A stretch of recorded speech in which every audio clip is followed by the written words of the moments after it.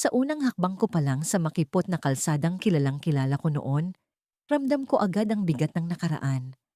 Ang mga yapak ko'y tila may sariling ingay, hindi maitatago kahit sa tahimik na hapon ng bayan. Ang hangin, amoy alimuom at lumang kahoy ay nagdala ng nagbabadyang kirot. Halos isang dekada na ang lumipas mula nang iwan ko ang lugar na ito, ang lugar kung saan nagsimula ang lahat ng pagkawasak. At ngayon, narito ako, nagbabalik. Nagbalik hindi para magdiwang, kundi para humingi ng tawad. Pero ang masakit, hindi ko alam kung kanino ako lalapit. Ang plaza, na dati sentro ng buhay ng bayan, ay tahimik. Ang mga bata na dating nagtatakbuhan sa paligid ay wala. Sa halip, isang matandang lalaki ang nakaupo sa bangko, nakayuko habang nilalaro ang kanyang baston. Ang mga mata niya ay tumama sa akin sa isang iglap. Napakunot ang noo niya, tila nagtataka kung sino ako. Binati ko siya ng magalang, ngunit tumango lamang siya ng walang imik. Hindi niya ako nakilala. Isa na ba akong estranghero sa lugar na ito? Nagpatuloy ako sa paglalakad, umaasang may makikita akong taong magbibigay liwanag sa dibdib kong punong-puno ng guilt. Ang bawat sulok ng kalsada ay puno ng alaala. Ang tindahan ni Mang Ernesto na ngayon ay sarado na. Ang malaking puno ng balete kung saan kami madalas maglaro ng taguan. Ang lumang eskwelahan na ngayoy abandonado na. Ngunit ang lahat ng ito ay tila nagbago. Parang isang larawan na nawala ang kulay. Ang dati buhay na bayan ay para bang nilamon ng katahimikan. Sa kanto, may isang babae. Nakilala ko agad siya, si Aling Rosa, ang dating tindera ng kakanin. Tumigil ako. Ang puso ko'y biglang bumilis. Lumapit ako sa kanya. Nagtanong kung naaalala niya ako. Nakatingin siya sa akin.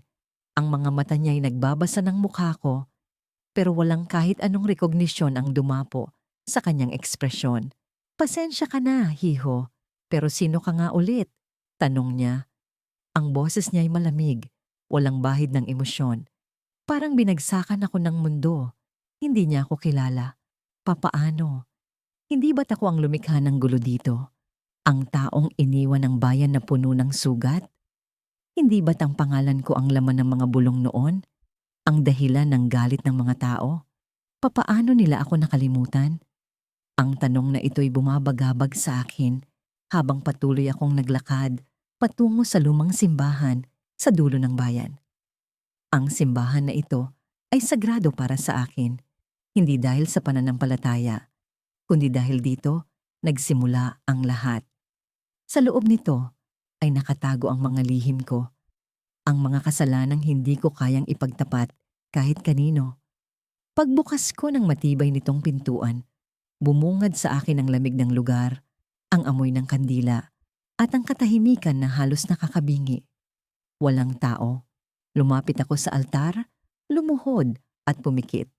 Nagdasal ako, hindi para humingi ng tulong, kundi para humingi ng lakas upang harapin ang katotohanan. Ngunit bago pa man ako makatapos, narinig ko ang tunog ng mga yapak. Bumukas ang pintuan sa likod ko at isang lalaki ang pumasok. Hindi ko siya kilala, ngunit ang tingin niya sa akin ay malamig, parang matalas na patalim. Ikaw ba ang hinahanap ko? Tanong niya. Ang boses niya ay mabigat, puno ng tanong na tila may mas malalim na ibig sabihin. Hindi ko alam kung ano ang isasagot ko. Ang dibdib ko'y muling bumigat, parang tinutulak ng hindi maipaliwanag na takot. Pasensya ka na, pero hindi ko alam ang ibig mong sabihin. Sagot ko, pilit na kalmado. Ngunit hindi siya umalis. Sa halip, lumapit siya sa akin. Bawat yapak niya'y parang bumabakas sa kahoy na sahig ng simbahan. Nang tumigil siya sa harap ko, tumingin siya sa mata ko. At sa puntong yon, parang may bumagsak na tabing. Ang mukha niya'y pamilyar. Hindi ko maipaliwanag kung saan o kailan ko siya nakita, ngunit alam kong kilala ko siya. At ang tingin niyang iyon, parang alam niya ang lahat ng lihim ko. Hindi mo ba ako natatandaan? Tanong niya, mas malalim ang boses, mas mabigat ang mga salita. Ang bibig ko'y natuyo, ang mga kamay ko'y nagsimulang manginig. Sino siya? At bakit parang alam niya ang buong pagkatao ko? Sa loob ng simbahan, sa harap ng altar, sa ilalim ng sagradong krus, naramdaman ko ang pinakamadilim na bahagi ng pagkatao ko. Ngunit bago pa ako makasagot, ngumiti siya. Isang ngiti na hindi pangkaraniwan, parang may lihim sa likod nito. Hindi mo kailangang humingi ng tawad. Bulong niya. Halos pabulong ngunit malinaw. Wala silang naaalala. Hindi kanila kilala. Pero ako ang hindi nakalimot. Sa puntong yon, parang huminto ang mundo. Ang mga mata niya'y puno ng galit, ngunit may bahid din ng awa. Sino siya? Bakit hindi siya tulad ng iba? Bakit siya ang natatanging taong hindi nakalimot sa akin? Ngunit bago ko pa masagot ang tanong na yon, tumalikod siya at naglakad palayo. Iniwan akong naguguluhan, natatakot, at lalong naguguluhan sa sarili kong pagkatao. Nang lumabas ako ng simbahan, ang bayan ay hindi na mukhang tahimik. Ang mga kalsada na kanina'y desyerto ay puno na ng mga tao. Ngunit lahat sila'y tila walang mukha. Parang mga anino lamang na gumagalaw. Ang utak ko'y hindi na mapakali. Sino ang lalaking iyon? At bakit parang nilamon ng kawalan ng lahat ng alaala ng mga tao sa bayan? Ngunit higit sa lahat, bakit ako ang sentro ng lahat ng ito? Ano ang nagkamali? Ano ang dapat kong malaman? Nang tumapak ako sa plaza ng bayan, ang unang sumalubong sa akin ay ang malakas na hangin na may halong amoy ng nilalangaw na prutas mula sa palengke. Parang sinabuyan ng asin ang sugat kong matagal nang hindi gumaling. Ang lugar na ito, hindi ko alam kung bakit ako sumugal sa pagbabalik dito. Pero narito na ako at wala nang atrasan. Tahimik ang paligid.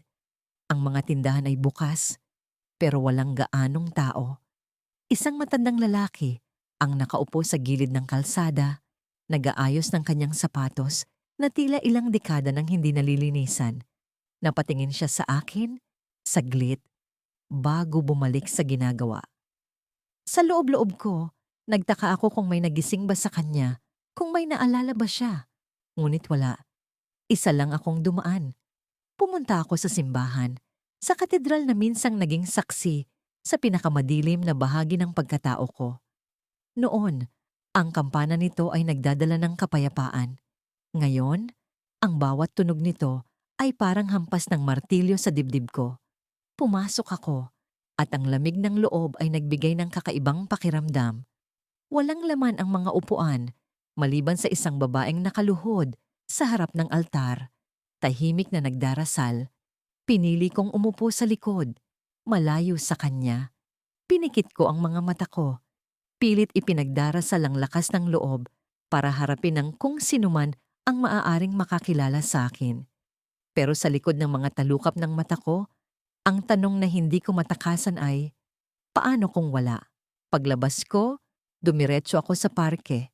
Sa isang bangko, nakita ko ang isang batang lalaki na may hawak na lumang bola ng basketball. Ang dumi ng damit niya, pero hindi iyon ang pumukaw sa akin. Ang mukha niya, may bagay sa ekspresyon niya na tila nagpaalala sa akin ng isang taong hindi ko matukoy. Napako ako sa kinatatayuan ko. Ang mga paa ko ay tila binuhusan ng semento. Biglang humarap ang bata sa akin. Ang mga mata niya ay puno ng tanong. Hindi siya nagsalita, pero ang titig niya ay sapat na para magliyab ang dibdib ko sa kaba. Lumapit ako. Sinubukang ngumiti. Anong pangalan mo? Tanong ko. Ang boses ko ay bahagyang nanginginig. Gabriel, sagot niya. Malamig ang boses, walang emosyon. Hindi ko alam kung bakit nangingilabot ako. Pero bago pa ako makapagtanong ulit, tumalikod siya at tumakbo palayo. Naiwan ako roon, nakatingin sa direksyong tinakbuhan niya. Ang pangalan niya, Gabriel, may bigat sa akin, pero hindi ko mawari kung bakit. Isa ba siyang anak ng isa sa mga tao sa nakaraan ko? O baka naman isa lang siyang strangherong nagdala ng malabong paalala? Nagpatuloy ako sa paglalakad. Sa bawat hakbang, ang mga mukha ng mga tao ay tila nagiging mas malabo. Sa kalsada, Sa tindahan, sa parke, walang sino man ang tumigil para tumingin sa akin nang may pagkilala. Parang ako ay isang anino sa lugar na ito, isang estranghero sa bayan na minsang naging entablado ng kasalanan ko. Ang bigat ng damdamin ay lalong bumabaon sa akin. At ang pinakamahirap tanggapin? Wala ni isang galit, wala ni isang may tanong, walang nagmamasid, walang nagtataka kung bakit ako bumalik. Hanggang sa may isang pamilyar na pintuan ng humila ng pansin ko, ang bahay ni Aling Nena. Siya ang lola ng isa sa mga naging biktima ng ginawa ko. Hindi ko alam kung bakit ko tinungo ang lugar na yon. Ang puso ko ay naglulupasay sa kaba, pero ang mga paa ko ay nagpatuloy. Kumatok ako 3 beses.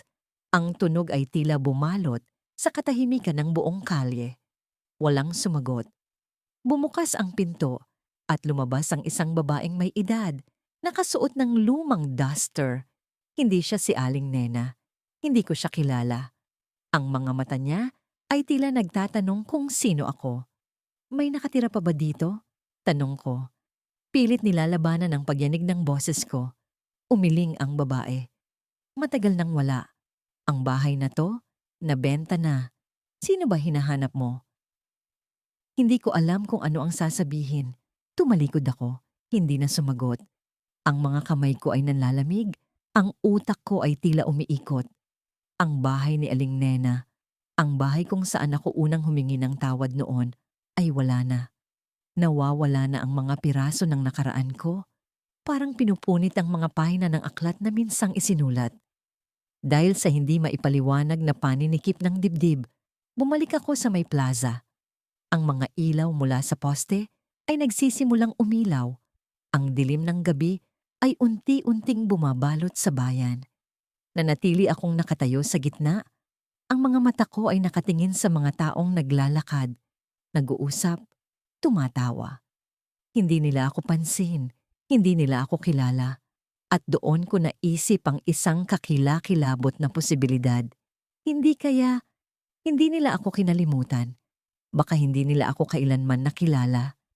Ang bayan na ito, ang lugar na minsang nagbigay sa akin ng sakit at galit, ay tila nagbura sa akin sa kabuuan nito. Walang galit, walang takot, walang alaala. Pero bago ako tuluyang lamunin ng takot, may isang kamay na humawak sa balikat ko. Mabilis akong napalingon at sa likod ko ay isang lalaki, nakaitim na jacket, ang mukha ay kalahating natatakpan ng anino. Ang mga mata niya ay nakapako sa akin, puno ng pagkilala. Ikaw, sabi niya, mababa ang boses. Ikaw ang dahilan kung bakit nagbago ang lahat. Hindi ko mahanap ang boses ko. Bago pa ako makasagot, siya mismo ang tumalikod at naglakad palayo. Iniwan ako sa gitna ng plaza. Sino siya?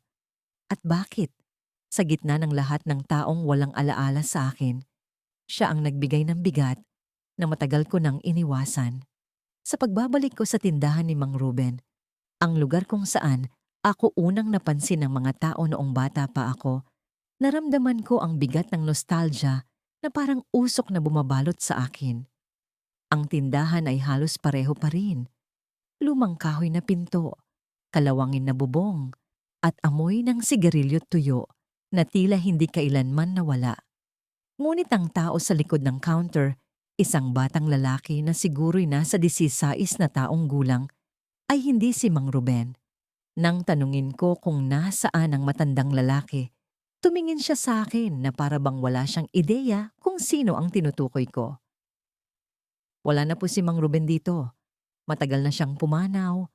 Sagot ng bata habang nag-aayos ng mga pakete ng noodles sa shelves. Pumanaw?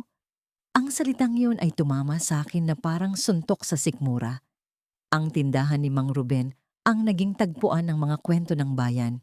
Siya ang laging may alam sa mga tsismis, ang tagapag-ingat ng mahabang alaala ng lugar na ito.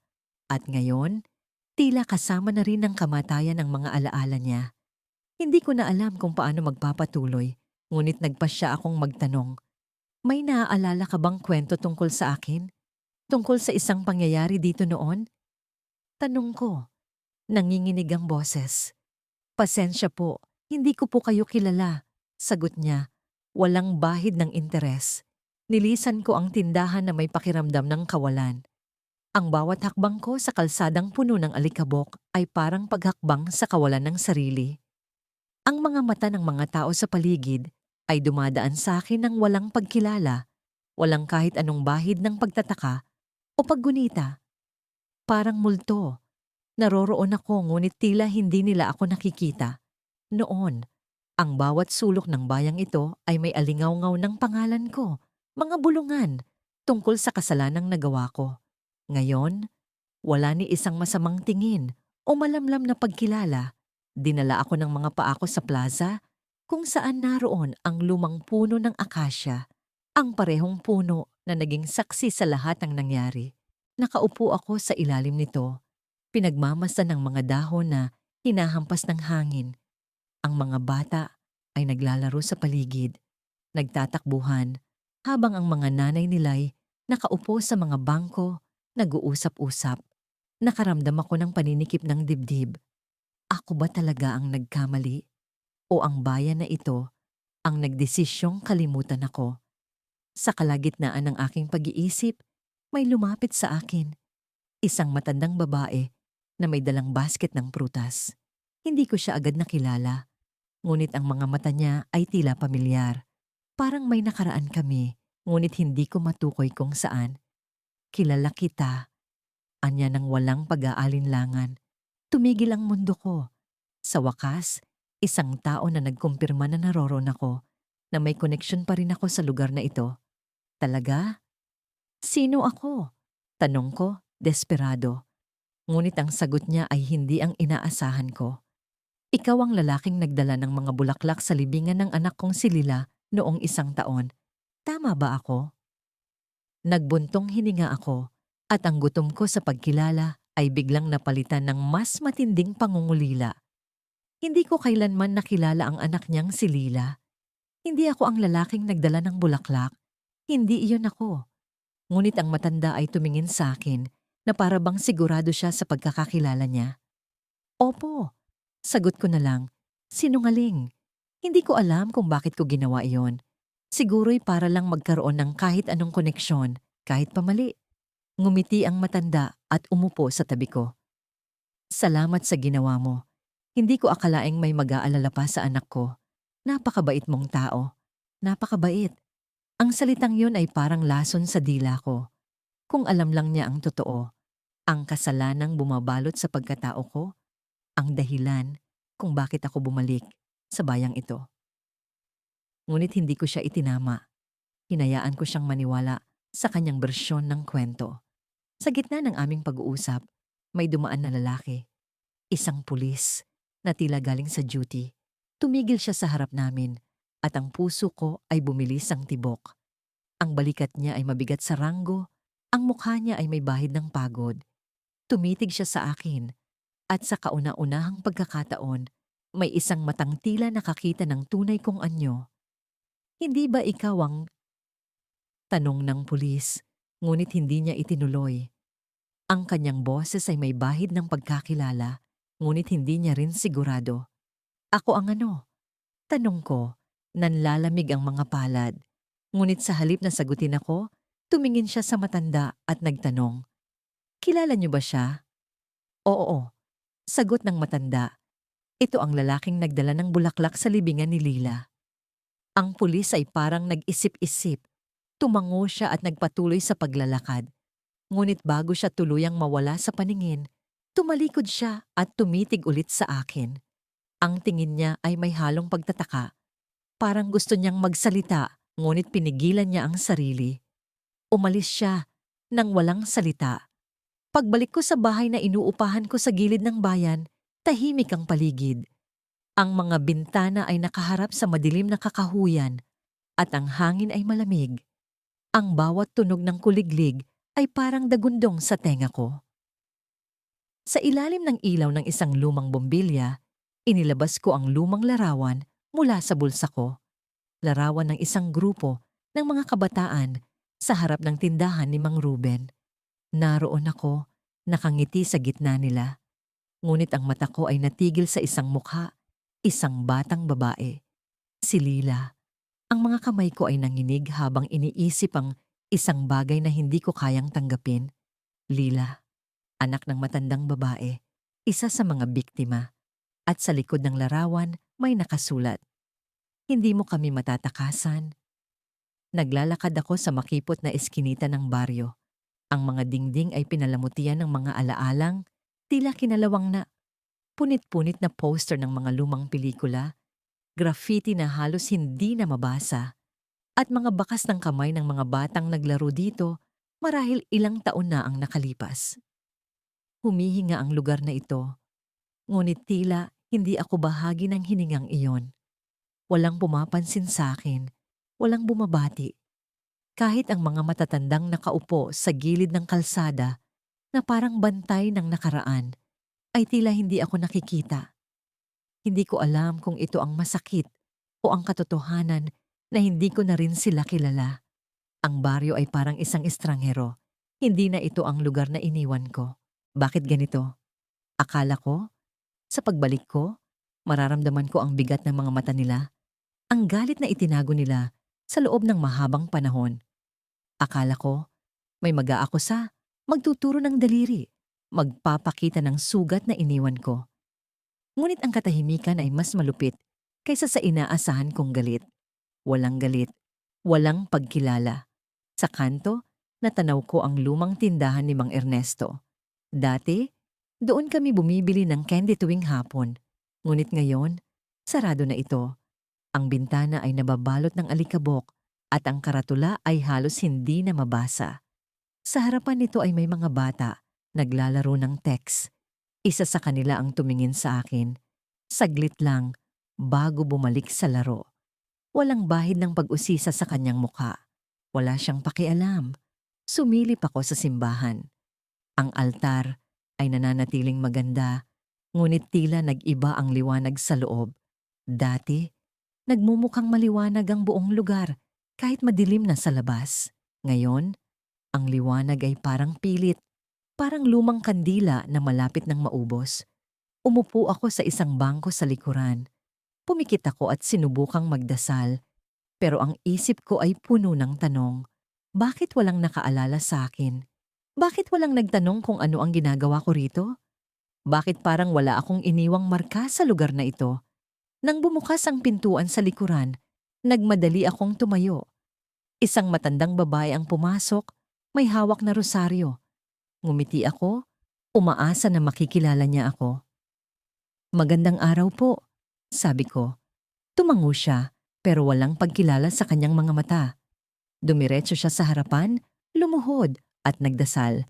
Gusto kong lapitan siya, itanong kung naaalala niya ako. Pero natakot ako sa sagot. Lumabas ako ng simbahan at naglakad patungo sa parke.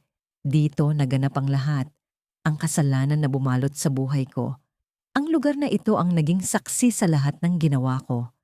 Ngunit parang wala nang bakas nito. Ang mga puno ay pareho pa rin, ngunit ang mga bangko ay bago na.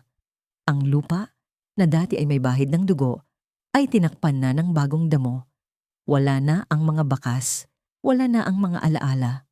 Umupo ako sa isang bangko at tumitig sa kawalan. Dati, sa bawat sulok ng baryong ito, palaging may mga paalala ng kasalanan ko. Ang mga bulong ng tao, ang mga mata na tila nag-aakusa, ang mga sugat na iniwan ko. Pero ngayon, parang nawala na ang lahat ng yon. Parang ako lang ang natatandaan ng nangyari. Ako lang ang nabubuhay sa mga alaala ng nakaraan. Habang nakaupo ako, may dumaan na lalaki. Matangkad, may suot na kupas na jacket at may hawak na sigarilyo. Tumigil siya sa harapan ko, tumingin sa akin at ngumiti. "Ikaw ba ang bagong lipat?" tanong niya. Napakunot ang noo ko. "Hindi. Dati na akong nakatira rito." Sagot ko. Tumawa siya payak ngunit parang may laman. "Ah, ganun ba? Hindi kita maalala. Pero marami nang nagbago rito. Baka iba na rin ang baryo na tinutukoy mo." Tumayo ako at iniwan siya. Hindi ko alam kung bakit, pero parang naging mabigat ang dibdib ko. Parang may sinabi siya na hindi ko kayang tanggapin. Iba na ang baryo. Iba na ang mga tao. Pero ako, Pareho pa rin. Pareho pa rin ang bigat ng kasalanan ko. Pareho pa rin ang alaala ng ginawa ko. Muli akong naglakad, papunta sa lumang bahay ng pamilya ko. Hindi na kami nakatira roon, pero alam kong naroon pa rin ang mga bakas ng nakaraan. Nang makarating ako, natulala ako. Ang bahay ay halos hindi na matukoy. Ang mga dingding ay natuklap na, ang bubong ay bumagsak na. Ang bakuran na minsang puno ng bulaklak ay naging abandonadong lupa. Pumasok ako sa loob, kahit alam kong delikado. Ang sahig ay nabubulok na, at ang hangin ay mabigat sa amoy ng alikabok. Sa loob ng bahay, tumayo ako sa gitna ng sala, kung saan dati kami nagtitipon bilang pamilya. Tumingin ako sa paligid, hinahanap ang kahit anong alaala. At doon ko nakita ang isang bagay na nagpatigil sa akin. Sa dingding, may nakaukit na pangalan. Pangalan ko. Pero hindi ito ginawa ng pamilya ko. Ang letra ay magaspang, tila ginamitan ng kutsilyo o matulis na bagay. At sa ilalim ng pangalan ko, may iisang salita. Bakit? Gusto kong sumigaw. Gusto kong tumakbo. Pero nanatili ako roon, nakatitig sa dingding. Sa wakas, may bakas pa rin ako sa baryong ito. Pero hindi ko alam kung ano ang mas masakit. Ang kalimutan o ang tanong na iniwan nila sa akin. Bakit? Ang dilim ng gabi ay parang balabal na tumatakip sa lahat ng bagay habang naglalakad ako sa makipot na kalsada ng baryong iniwan ko noon. Ang malamig na hangin ay pumapasok sa bawat tagos ng aking suot, pero mas malamig ang bigat sa loob ng dibdib ko. Ang bigat ng alaala, ng kasalanan, ng takot. Ang bawat hakbang ko ay parang tunog ng martilyong bumabagsak sa bakal. Mabigat, malutong, at hindi ko maiwasang isipin kung may naririnig ang mga tao sa paligid. Wala akong dala kundi ang sarili ko. Hindi ko na makuhang magdala ng bag o kahit anong gamit. Parang hindi ko na rin kailangan. Ang tanging layunin ko sa gabing ito ay makaharap ang mga taong sinaktan ko. Ang mga taong iniwan kong pira-piraso. Gusto kong makita kung papaano ko maitatama ang mali. Pero habang tumatagal, dumadaan ang isang kakatwang pakiramdam sa akin. Bakit parang tahimik ang buong baryo? Hindi ko maramdaman ang karaniwang ingay ng mga tricycle o ang tilaok ng mga manok kahit 10 oras ng gabi. Sa wakas, narating ko ang lumang bahay na dati kong tinitirhan. Ang pinto nito ay parang bungangan ng isang halimaw na handang lamunin ako. Pero sinubukan kong magpakatatag. Hindi ko alam kung may tao pa rito. Pero alam kong kailangan kong magsimula rito.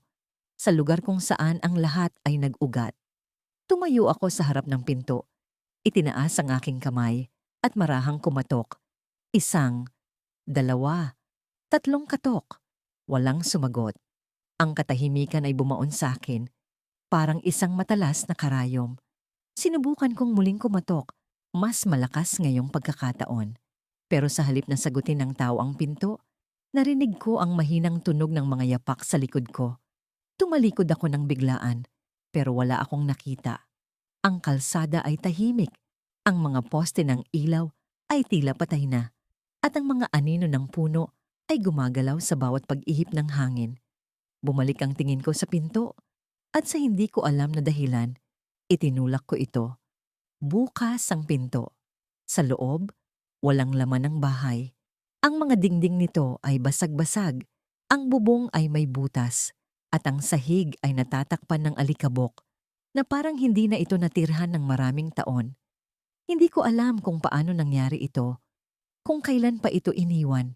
Dahil huli kong naalala, punong-puno ng buhay ang lugar na ito. Dito ako lumaki, dito ako natutong mangarap, at dito rin ako bumagsak. Ngunit ngayon, wala ni isang bakas ng buhay ang narito. Naglakad ako papasok. Sa bawat hakbang, naririnig ko ang pagkaluskos ng alikabok sa ilalim ng aking sapatos. Ang amoy ng amag ay sumingaw sa ilong ko at hindi ko naiwasang mapangiwi.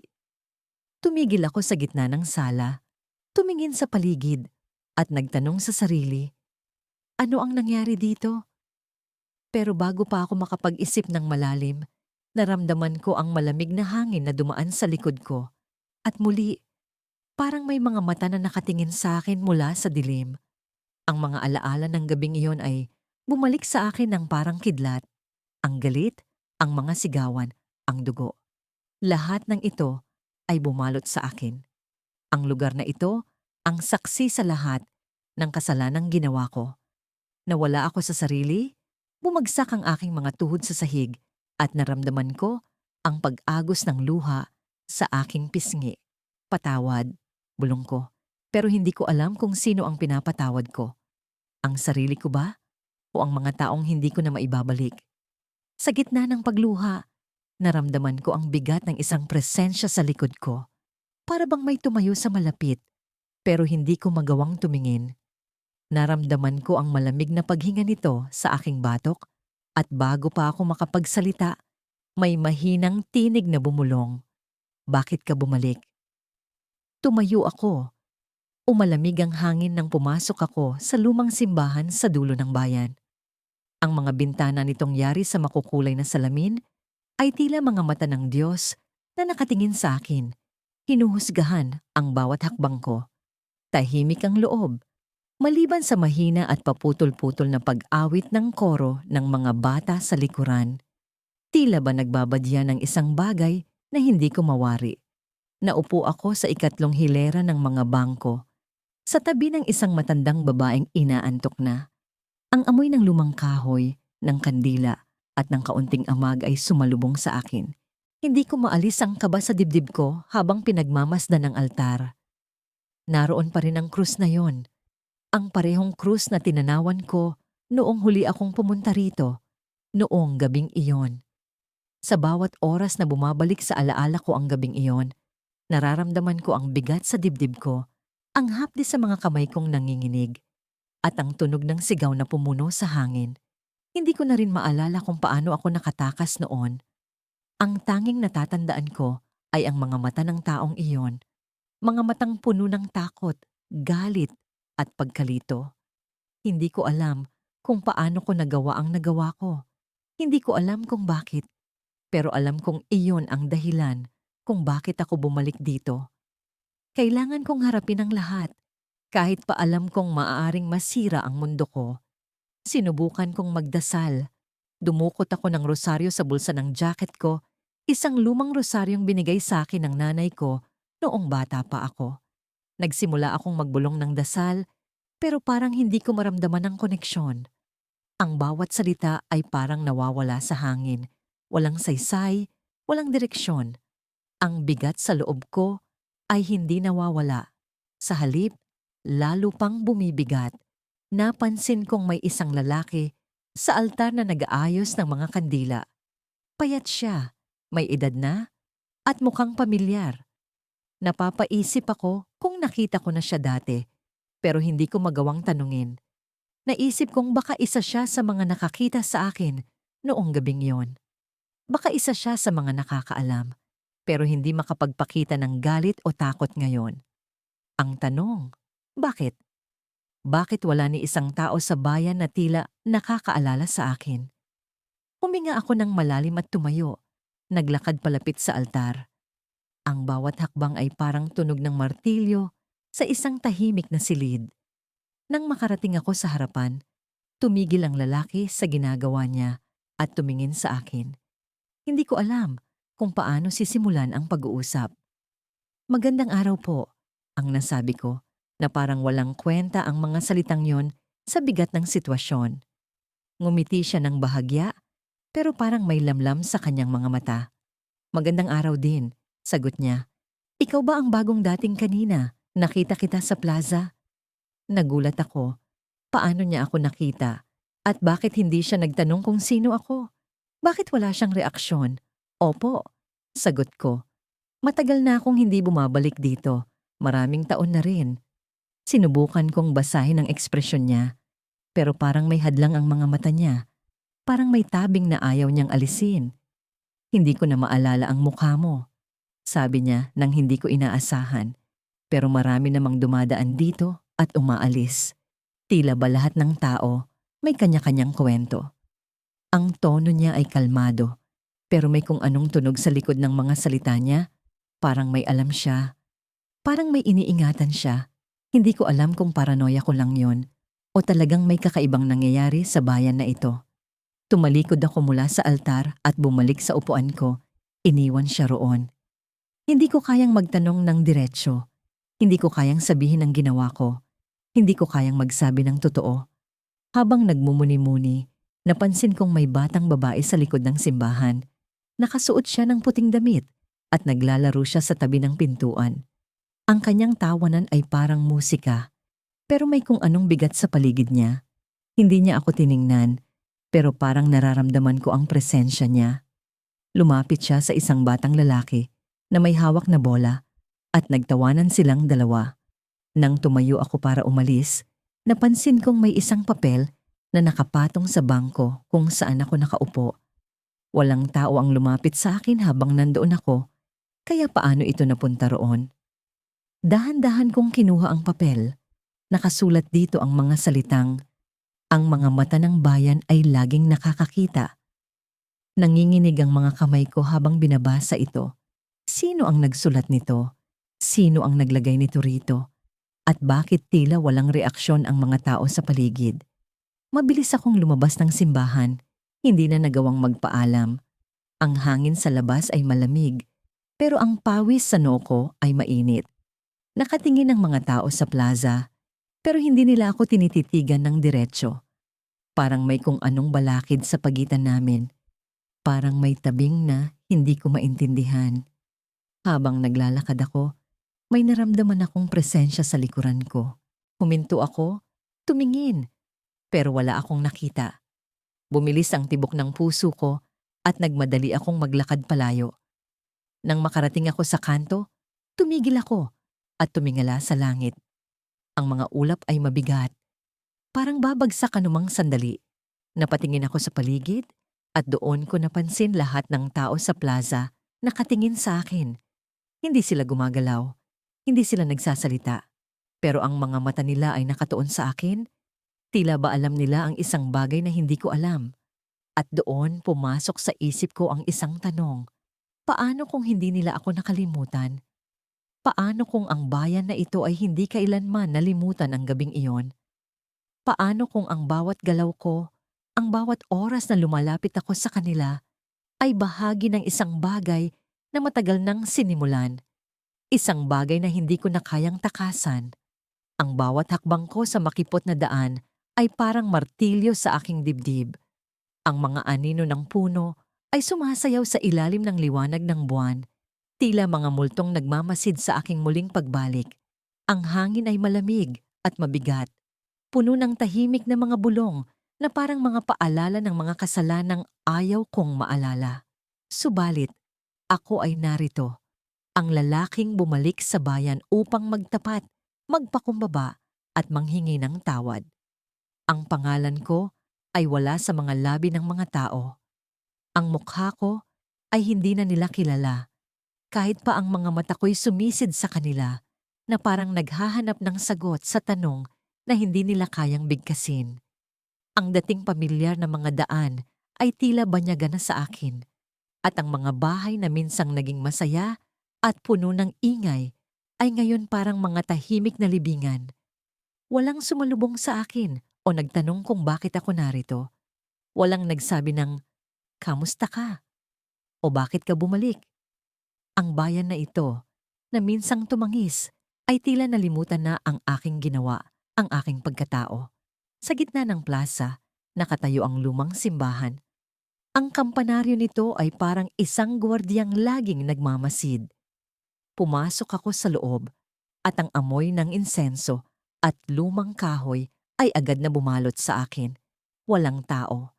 Sa harap ng altar, lumuhod ako. Sa unang pagkakataon, mula sa araw ng aking pag-alis, naramdaman kong bumigat ang aking mga balikat. Ang bigat ng lahat ng kasalanan ko, ng lahat ng alaala, ay bumagsak sa akin ng sabay-sabay. Anong nagawa ko? Bulong ko.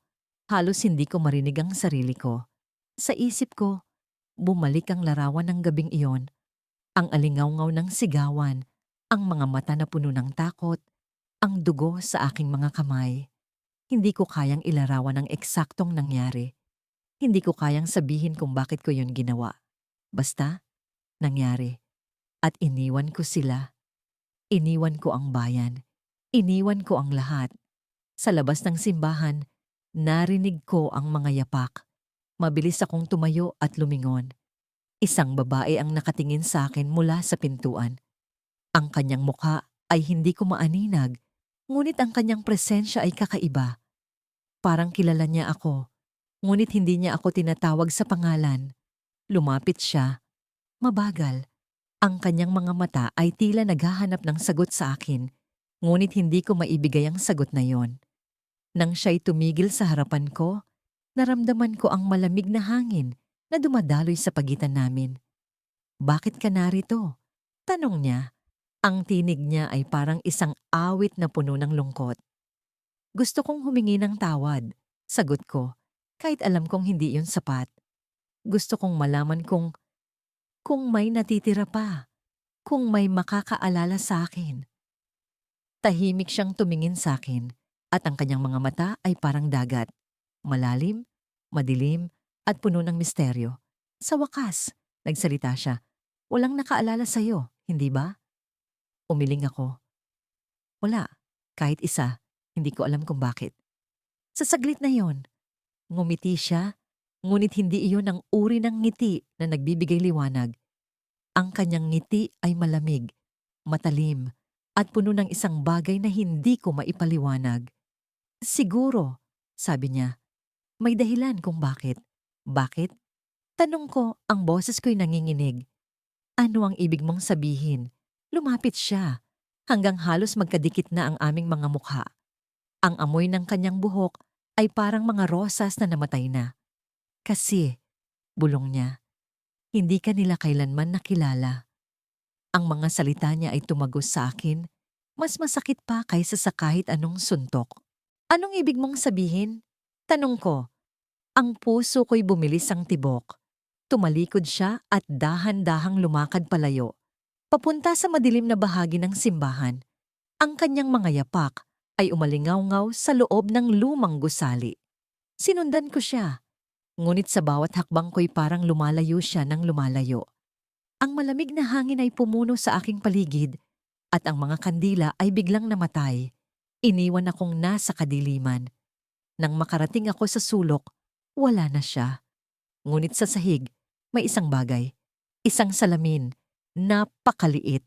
Halos hindi mo mapapansin. Pinulot ko ito at nang tumingin ako sa aking refleksyon, ang dugo sa aking mga kamay ay muling nagpakita. Ang mga mata ko ay hindi na akin. Ang mukha ko ay parang naputol-putol. Hindi ko na ito makilala. Tumakbo ako palabas, ngunit ang bayan ay nag-iba. Ang mga bahay ay wala na. Ang daan ay naging lupa. At ang liwanag ng buwan ay natabunan ng mga ulap.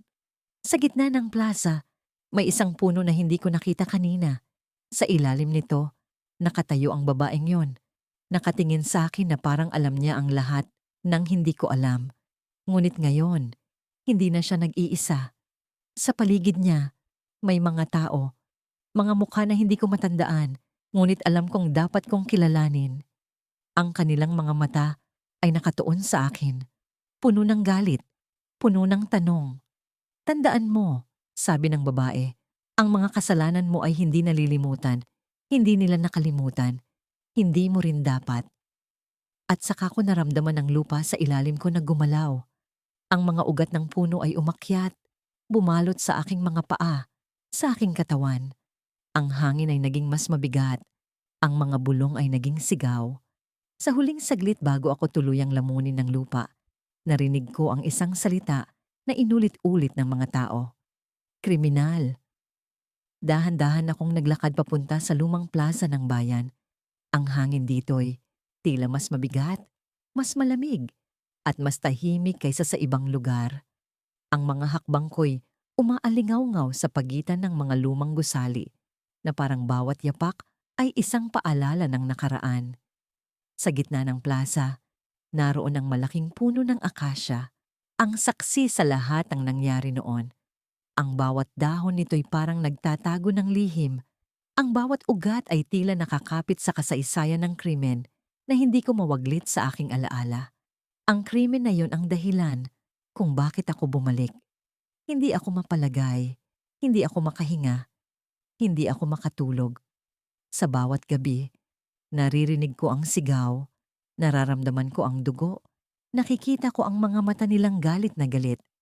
Hindi ko na kaya ang bigat ng konsensya. Kaya nagdesisyon akong bumalik, hindi para magtago, kundi para humingi ng tawad, para harapin ang lahat. Kahit na ang kapalit nito ay ang pagdurusa o ang kamatayan. Pero sa pagdating ko, isang bagay ang hindi ko inaasahan. Wala ni isang tao ang tila nakakakilala sa akin. Ang mga tindera sa palengke, ang mga matandang nakaupo sa bangketa, ang mga kabataan sa kalsada. Lahat sila, tinitigan ako ng may pagtataka. Parang ako'y isang estranghero. Ang mas masakit, kahit ang mga taong inaasahan kong magalit, magtanim ng galit, o kahit man lang magtanong tungkol sa akin, wala. Ang pangalan ko'y tila nabura sa kanilang alaala. Ang mukha ko'y parang hindi kailanman nag-iwan ng bakas. Pumasok ako sa isang maliit na kainan na dating tambayan namin ng barkada. Ang may-ari nito, si Mang Ernesto, ang madalas naming makausap noon. Nag-order ako ng kape at nang makita ko siya, naglakas loob akong magsalita. Mang Ernesto, naaalala niyo ba ako? Tanong ko, pilit nang umingiti. Umiling siya, ang kanyang nooy kunot at ang mga matay puno ng pagtataka. Pasensya na, Hiyo. Ikaw ba'y taga rito? Hindi kita matandaan. Ang sagot niyang yon ay parang kutsilyong tumarak sa aking dibdib. Paano? Paano nila ako nakalimutan? Ang bayan na ito ang naging saksi sa lahat ng kasamaan ko. Ang lugar na ito ang nagdusa dahil sa akin. Bakit tila nawala lahat ng galit, lahat ng alaala? Lumabas ako ng kainan matapos ang ilang minuto. Ang kape hindi ko naubos. Ang pait nito'y hindi kayang tapatan ng pait na nararamdaman ko sa loob. Nagpatuloy ako sa paglalakad. Hinahanap ang mga lumang lugar na konektado sa nangyari. Ang lumang paaralan, ang simbahan, ang abandonadong bahay na naging sentro ng aking kasalanan. Pero kahit saan ako magpunta, wala ni isang palatandaan na may nangyari. Ang bayan ay tila nagbago na. Nawala ang mga bakas ng nakaraan, ang mga sugat na iniwan ko. Ang mga tao'y parang lumipat na sa ibang mundo. Ang huling lugar na pinuntahan ko ay ang sementeryo. Doon, akala ko'y makakahanap ako ng sagot. Ang puntod nila, ang mga biktima, ang mga pangalan nila. Sigurado akong naroon pa rin ang mga tanda ng trahedya. Sa bawat hakbang, nararamdaman ko ang pagbigat ng hangin. Ang katahimikan dito'y hindi kapayapaan, kundi isang uri ng pag-aakusa. Ang mga kaluluwa'y tila nagmamasid, nag-aabang, at doon ko nakita ang puntod nila. May mga bulaklak pa rin, bagong lagay. Hindi ko alam kung sino ang naglagay, pero malinaw na may dumadalaw. Inilapit ko ang kamay ko sa makinis na marmol, binasa ang mga pangalan at saka nagdasal. Pinilit kong magsalita, humingi ng tawad, kahit alam kong hindi nila ako maririnig. Pero habang nagdarasal ako, naramdaman ko ang mga mata. Hindi ko alam kung guni-guni lang, pero parang may nagmamasid sa akin mula sa likod. Paglingon ko, naroon ang isang matandang babae, nakasuot ng itim na bestida, ang kanyang mukha'y puno ng lungkot at galit. Hindi siya nagsalita, hindi siya gumalaw. Tinitigan niya lang ako, na para bang kilala niya ako, pero ayaw niyang sabihin. Ang mga mata niya'y parang mga salamin. Nakikita ko ang sarili kong kasalanan sa mga ito. Pasensya na po, bulong ko. Kahit hindi ko alam kung narinig niya. Pero hindi siya sumagot. Sa halip, tumalikod siya at naglakad palayo. Ang bawat hakbang niya'y parang nag-iiwan ng marka sa lupa. Sinubukan kong sundan siya. Tanungin kung sino siya, kung bakit ganun ang reaksyon niya. Pero nang dumating ako sa labasan ng sementeryo, wala na siya. Parang naglaho. Ngunit hindi iyon ang pinaka-nakakagulat. Nang bumalik ako sa puntod, may nakaukit na mga salitang hindi ko nakita kanina. Ang mga letra ay tila sariwa, na para bang kakalagay lang. Isa lang ang nakasulat. Alam namin kung sino ka. Halos bumagsak ang tuhod ko. Ang mga kamay ko'y nanginig. Ang puso ko'y bumilis ang tibok. Sino ang nagsulat nito? Ang mga biktima ba? Ang matandang babae? Ang bayan na tila nalimutan ako. Pero sa totoo'y hindi pala. Ang kaliwang bahagi ng utak ko'y pilit naghahanap ng paliwanag. Pero ang kanan ay puro takot. Sa sobrang gulat, napaatras ako at natumba sa lupa. Nang tumayo ako, may naramdaman akong malamig na bagay sa aking likod. Paglingon ko, nakita ko ang isang tao. Bata, lalaki, nakangiti sa akin. Ang mukha niya'y pamilyar, pero hindi ko matukoy kung saan ko siya nakita. Pero bago pa ako makapagsalita, may sinabi siya sa akin sa malumanay na boses. Hindi ka nila kinalimutan, hindi ka nila mapapatawad. Pumasok ako sa lumang pinto ng bahay na minsan naming tinirhan. Ang kisame ay may mga guhit ng tubig na tila mga ugat ng isang punong matagal ng tuyot. At ang sahig ay nilamon na ng alikabok at kalawang. Ang amoy ng luma at nakalimutang alaala ay bumalot sa akin. Tila nagpapakilala na ako'y isang estranghero sa lugar na ito. Ang bawat hakbang ko ay may ingay. Parang mga sigaw ng kahoy na umaangal sa bigat ng aking presensya. Sa bawat sulok ng bahay, may mga aninong gumuguhit sa aking alaala. Mga aninong hindi ko gusto. Naalala ko kung paano ko ginamit ang lugar na ito noon. Lugar ito ng sikreto, ng malalamig na gabi, ng mga tanong na walang sagot. At higit sa lahat, ito ang lugar kung saan nagsimula ang lahat. Sa bahay na ito, may nilamon akong bahagi ng sarili ko, kasabay ng isang bagay na hindi ko na maibabalik. Huminto ako sa tapat ng lumang aparador na minsang tinaguan ng mga bagay na dapat hindi nakita ng kahit sino. Binuksan ko ito at nanlambot ang mga tuhod ko nang makita ang nakalagay sa loob. Isang lumang kahon, yari sa kahoy. May mga gasgas na tila sinubukan nitong tumakas sa mga kamay na dumampot sa kanya. Ang kahon ay hindi ko na kailangang buksan. Alam ko kung ano ang laman. At ang laman nito, bagamat matagal ng panahon ang lumipas, ay hindi nagbago. Hindi rin ito kumukupas sa alaala ko. Iniwan ko ang aparador at naglakad patungo sa likod ng bahay. Ang hangin doon ay mas malamig, mas mabigat. Ang lupa ay basa, tila may namatay dito kamakailan.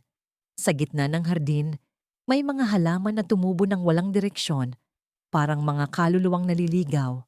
At doon, sa ilalim ng isang puno ng mangga, naroon ang marka ng lupa na aking hinukay noon. Ang mga kamay ko ay tila may sariling isip. Nagsimula akong hukayin ng lupa gamit ang aking mga daliri. Ang damo ay matigas, ang lupa ay malamig, at ang bawat galaw ko ay parang pagbalik sa isang eksenang pilit kong tinatakasan. Sa ilalim ng ilang pulgada ng lupa, naramdaman ko ang kahoy. Ang kahoy na kahon na minsan kong inilibing dito. Muli kong hinukay hanggang lumabas ang buong kahon. Ang mga daliri ko'y nanginginig, hindi lamang sa lamig, kundi sa bigat ng alaala. Binuksan ko ang kahon. At doon, sa loob nito, nakita ko ang mga bagay na walang halaga para sa iba. Isang piraso ng tela, isang lumang litrato, at isang bracelet na may pangalan. Ngunit para sa akin, ang mga bagay na ito ay hindi simpleng alaala. Ang mga ito ang naging dahilan kung bakit ako bumalik, kung bakit ako humihingi ng tawad. Kahit wala namang matanda sa akin, isinara ko ang kahon at tinakpan muli ang lupa. Ngunit habang ginagawa ko iyon, narinig ko ang tunog ng mga yabag sa likod ko. Napatingin ako at sa ilalim ng anino ng mangga ay naroon ang isang matandang babae. Ang mukha niya ay kulubot, parang papel na tinupi-tupi ng panahon. Ang mga mata niya'y tila nakakakita ng mas malalim kaysa sa dapat. Hindi siya nagsalita, ngunit ang presensya niya ay mabigat. Parang alam niya kung ano ang ginagawa ko. "Sino ka?" Tanong niya.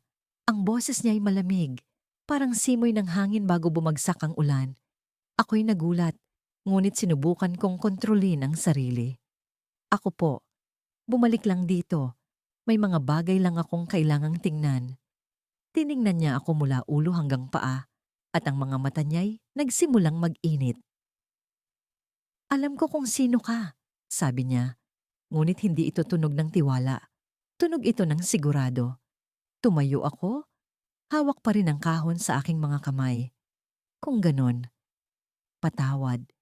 Sa lahat ng naging kasalanan ko, hindi ko na mababawi ang nangyari. Pero pinutol niya ang mga salita ko. Hindi mo na kailangang humingi ng tawad. Wala kang kasalanan. Napaatras ako sa sinabi niya. Wala akong kasalanan. Paano niya nasabi yon? Gayong alam ko ang ginawa ko noon. Alam ko ang mga desisyon ko, ang mga tanong na hindi ko sinagot, ang mga pagkakamali ko na nagdala sa amin dito. Ngunit bago pa ako makapagsalita, lumapit siya sa akin. Ang bawat hakbang niya ay mabigat, parang ang lupa ay gumagalaw sa ilalim ng kanyang mga paa. Nang nasa harapan ko na siya, hinawakan niya ang kahon na hawak ko. Wala kang kasalanan. Ulit niya, mas malakas, mas malinaw. Dahil hindi ikaw ang totoong gumawa nito. Napatitig ako sa kanya. At sa mga mata niya'y nakita ko ang isang bagay na hindi ko inaasahan. Ang sariling refleksyon ko. Ngunit ang refleksyon ko sa mga mata niya ay hindi ako. Hindi ako. Isa itong imahe ng isang lalaking hindi ko kilala. Sa wakas, narating ko ang lumang tindahan sa gilid ng plaza, ang dating tambayan namin noon, kung saan ang mga kaibigan ko ay nagtatagpo upang magkwentuhan habang umiinom ng malamig na serbesa. Sa kabila ng mga pagbabagong nangyari sa bayan, mga bagong gusali, makikinang na ilaw sa kalsada. Ang tindahan ay tila nakaligtas sa paglipas ng panahon. Ang pintura nito'y kupas na, ang bubong may kalawang, ngunit ang amoy ng kahoy at lumang sigarilyo ay nananatili. Sa bawat hakbang ko papasok, ramdam ko ang bigat ng aking mga paa at ang panginginig sa aking dibdib ay hindi maitatanggi. Sa loob, may dalawang lalaki na nakaupo sa isang sulok, naglalaro ng baraha. Ang tindera, isang matandang babae na may puting buhok, ay abala sa pag-aayos ng mga delatang sardinas sa estante. Hindi niya ako nilingon, kahit na ang tunog ng kampana sa pintuan ay nagbigay babala sa pagdating ko. Lumapit ako sa counter at sa bawat hakbang ay tila bumibigat ang hangin. Sa isip ko, walang makakaalala sa akin dito. Walang makakaalala sa mga kasalanang nagdulot sa akin ng paglayo. Ngunit kailangan kong subukan. Magkano po ang sigarilyo? Tanong ko. Pilit na pinapatahimik ang panginginig ng boses ko. Tumingin ang tindera sa akin. Ang mga mata niya ay malamlam, puno ng pagod. Sandali lang, sagot niya, bago muling bumalik sa pag-aayos ng estante. Hindi niya ako tinanong kung sino ako. Hindi siya nagpakita ng kahit anong senyales ng pagkilala. Napaisip ako ba'y talagang naglaho sa alaala ng mga tao dito? Ang bayan bang ito ay nagpatuloy na parang hindi ako kailanman naging bahagi nito? Habang hinihintay ko ang sigarilyo, napansin kong ang isang lalaki sa sulok ay nakatingin sa akin. Hindi siya nagsasalita, ngunit ang mga mata niya ay tila may sinasabi. Isang bagay na hindi ko mawari. Sa ilalim ng kanyang titig, naramdaman ko ang bigat ng panahon, ang bigat ng aking mga kasalanan. May kung anong kilabot ang gumapang sa aking likod. Pumikit ako saglit, pilit na iniwasan ang mga alaala. Noon, hindi ako ang tipo ng tao na madaling makalimutan. Sa katunayan, ang pangalan ko ay madalas marinig sa kalsada, sa mga usapan, sa mga sigawan. Ako ang dahilan ng isang trahedya na bumalot sa bayan. Isang pangyayaring hindi kailanman napatawad ng ilan. Kaya't nang bumalik ako, handa akong tanggapin ang galit, ang pag-aakusa. Ngunit ang ganitong katahimikan, ang ganitong kawalan ng pagkilala, mas masakit ito kaysa sa galit na inaasahan ko. Lumapit ang tindera sa counter, at inilapag niya ang kahon ng sigarilyo sa harapan ko. 20 pesos, sabi niya. Malamig ang tono. Binayaran ko siya, ngunit bago ko maabot ang sigarilyo, naramdaman ko ang isang kamay sa balikat ko. Napalingon ako at nakita ko ang lalaking nakatingin kanina. Malapit ang mukha niya, amoy alak ang hininga niya. Hindi ko mabasa ang ekspresyon niya, parang may halong lungkot at galit. Ikaw, sabi niya, mababa ang boses. Ikaw ba si? Hindi niya tinapos ang tanong, ngunit alam ko kung ano ang nais niyang sabihin. Ang pangalan ko, ang pagkatao ko, ang ginawa ko. Tumitig ako sa kanya, pilit na pinapanatili ang lakas ng loob. Oo, sagot ko, diretso, kahit na ang puso ko ay nagtatangkang kumawala sa dibdib ko. Ako nga, tumahimik siya at ang tindera ay biglang napahinto sa ginagawa niya. Ang dalawang lalaki sa sulok ay napalingon din. Ang buong tindahan ay tila kinain ng katahimikan. Narinig ko ang tunog ng orasan sa dingding. Ang bawat segundo ay parang martilyong tumatama sa ulo ko. Hindi ko alam kung ano ang susunod na mangyayari. Ang pag-amin ko, ang pagbabalik ko, ito ba ang simula ng pagwawasto sa mga mali? O ito ang simula ng isang bagong trahedya? Ngunit ang lalaki, sa halip na sumigaw o magalit, ay ngumiti. Isang pilit ng ngiti na parang may kung anong lihim siyang alam. Hindi kita malilimutan, sabi niya, bago tumawa ng mahina. Pero ang bayan na ito, matagal ka nang iniwan. Hindi ko maintindihan ang sagot niya. Anong ibig mong sabihin? Tanong ko, ang boses ko ay puno ng kaba. Lumapit siya sa tainga ko. At ang bulong niya ay tila pinalamig ang buong katawan ko. Hindi ikaw ang bumalik. Ikaw ang hinihintay. Ang puso ko'y biglang bumilis. Ang tanong sa isip ko ay nagdilim. Ang takot ay bumalot sa akin. Ano ang ibig niyang sabihin? Sino ang hinihintay nila? Sa likod ng kanyang mga salita, may kung anong malalim na katotohanan na hindi ko pa nauunawaan. Ngunit bago ko pa siya matanong, bigla siyang tumayo at lumabas ng tindahan.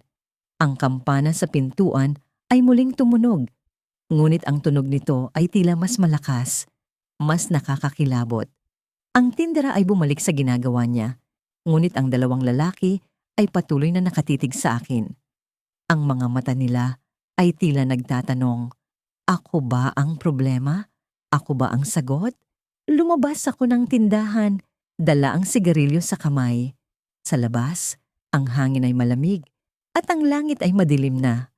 Ang plaza ay tahimik, ngunit sa kabila ng katahimikan nito, ramdam ko ang bigat ng mga mata na nakatingin sa akin kahit wala akong nakikitang tao. Sa gitna ng plaza, may isang lumang poste ng ilaw. Sa ilalim nito, may isang papel na nakadikit.